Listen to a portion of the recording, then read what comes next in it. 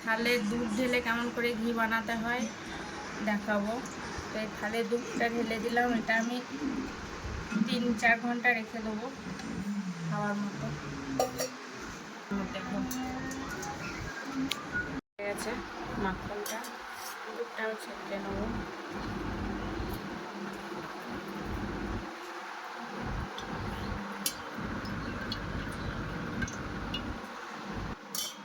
দেখুন কতটা মাখন হয়েছে।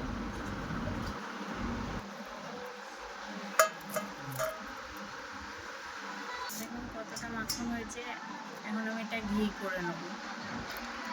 একটা ফিশিং রিল অর্ডার দিয়েছিলাম মিলের, এই অর্ডারটা আজকে ডেলিভারি দিয়েছে। দেখুন মেশিনটা খুব সুন্দর, অ্যালুমিনিয়াম বডি।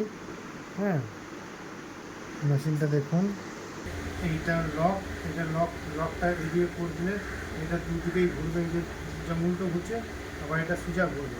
আর লক করে দিলে এটা উল্টো ঘুরছে না, দেখতে পাচ্ছেন, সোজা ঘুরছে। এটা আওয়াজটা দেখুন, কত সুন্দর আওয়াজ। ফ্রিজের মধ্যে রেখেছিলাম তাই মাখনটা জমে গেছে। এটা আমি কড়াইয়ের মধ্যে দিয়ে দেবো।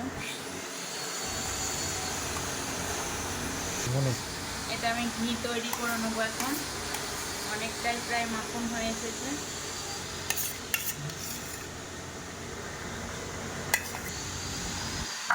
কষিয়ে দেবো, অন করে দিলাম। এটা আমার গলে গেছে দেখুন। আমি এখন এটা নাড়তেই থাকবো।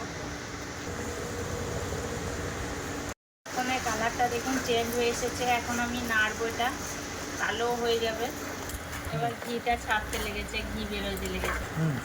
দেখুন ঘিটা আমার হয়ে এসেছে, এখন কালো কালো হয়ে গেছে দেখুন এরকম।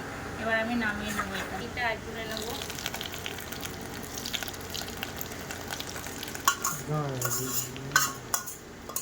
দেখুন পিওর গরুর দুধের আমি ঘি করেছি, কত সুন্দর কালার এসেছে ঘিটা।